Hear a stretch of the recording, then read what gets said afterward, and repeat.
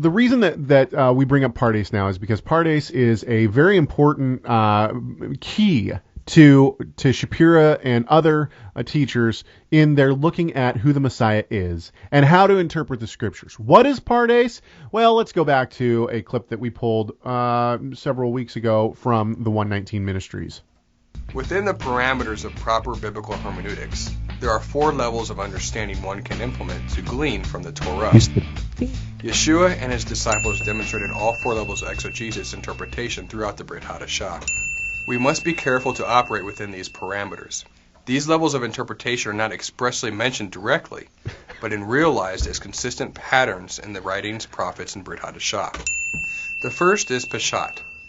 Okay, so I stopped it there because this is just such nonsense. So Pardes, it comes from the word paradise in Hebrew, and there's basically what they're saying is that there's 4 levels of understanding. There's Peshat, Remez, Dirash, and Sod.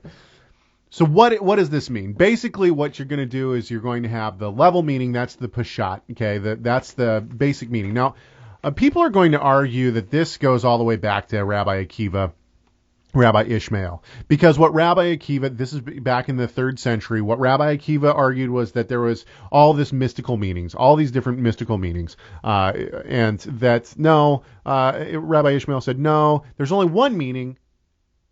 The Torah says that it's not up in heaven that you have to go get it or down in the sea that you have to, but it's in your heart and on your lips. And so they had this huge debate. The idea that they were debating over Pardes is nonsense. It's total nonsense. So basically, these 4 different levels, by the time you get to Sod is the mystical meaning. And what is Pardes? What are they trying to do? What were the rabbis really trying to do with Pardes? They were trying to be able to interpret the scriptures however they wanted to. I'm sorry to put it so bluntly, but that's exactly what they were doing. This from my father's book. Because whenever you challenge somebody, they say, "Oh, well, I'm not at the Remez level. I'm at the Dirash level." Yeah, I'm at the Sod level, man. You're just not listening correctly. Man, if you don't live in Colorado or Washington, you can't get the Sod level. Okay, anyway, so here's from my father's book, Interpreting the Bible. This is on page 42. He says, this system, that is Pardes, of hermeneutics or levels of meaning became well known among the Kabbalists in the 13th century. The earliest enumeration of the 4 levels of Pardes is in the Sefer HaZohar, attributed by the scholars to Moses ben Shem Tov de Leon, who lived in Guadalajara, Castile, Spain, until 1290, and after wandering a while died in 1305.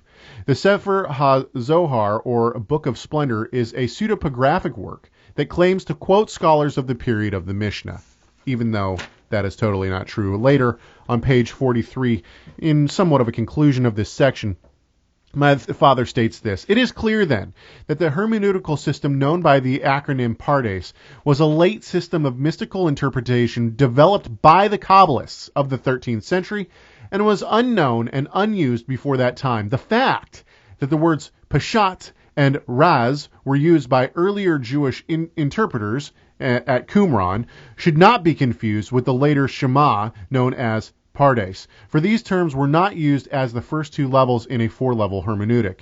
It is therefore grossly anachronistic to posit that the system of interpretation known by the acronym Pardes existed in early Judaisms, and even worse, to read it back into the apostolic era. Those who attempt to do so show themselves willfully ignorant of the history of Jewish exegesis."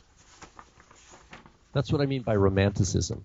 Laying the They're smack caught down. up into a emotional adventure and enchantment. It's like this enchantment, and it's not grounded in historical grammatical reading of text.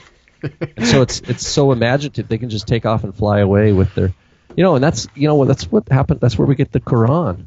It's the same kind of thing. It's like taking these traditions, these stories, and this real imaginative respinning.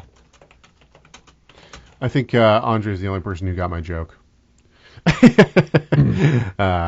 Anyway, okay. So let's move on. Let's move on then.